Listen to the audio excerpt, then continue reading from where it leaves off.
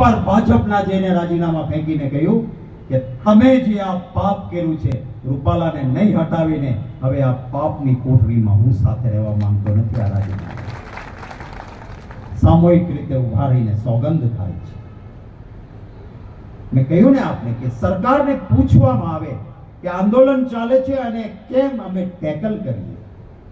આ સરકારે કેટલો અહંકાર રાખ્યો. આપણા શેખાવતજી કરણી સેનાના નેતા એ એક દેખાવ કરવા માટે નીકળે છે કે મારે દેખાવ કરવો છે કમલમની સામે કે આ થાય છે ખોટું છે. શું લોકશાહીમાં એનો અધિકાર નહોતો? એ જ્યારે જવા ઉતરે છે ત્યારે હું સમજી શકું કોઈ ઝપાઝપી થાય પાઘડી પડી જાય સમજી શકાય. એમ નહીં. તમે બધાએ વિડીયો ન જોયો તો જોજો. યુવાન મિત્રોને કહું છું કે વિડીયોની ક્લિપ્સ મૂકજો વોટ્સએપ ગ્રુપ્સમાં.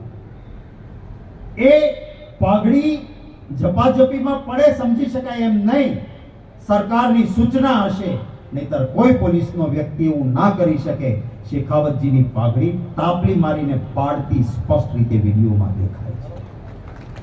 આ સરકારનો અહંકાર કેટલો છે કે હું પાઘડી આપણા માટે આબરૂ છે, આપણી ઇજ્જત છે. લ્યો આ તમારી આબરૂ પાડી દીધી, થાય તે કરી લેજો. આ એમનો અહંકાર.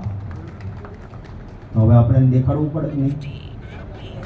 પાકો 100%. અહંકાર તો જેની સોનાની નગરી હતી ને એનોય નથી કે જો ત્યારે આ ભાજપ વાળા 82 અબજ 52 કરોડ ભેગા કરીને બેઠા છે. ઓફિશિયલ આંકડો આવ્યો છે. ભલું તો જો સુપ્રીમ કોર્ટનું કે એને કીધું પેલું ખાનગી ઇલેક્ટોરલ બોન્ડ થી જાહેર કરો કે 82 અબજ અને 52 કરોડ નીકળ્યા. હું નમન કરીશ બનાસકાંઠાના તમામ વર્ગ ધર્મ જ્ઞાતિના સજ્જનોને કે આપણી દીકરી આપણી બહેન જેને આજે આપણે ચુંદડી ઓઢાડી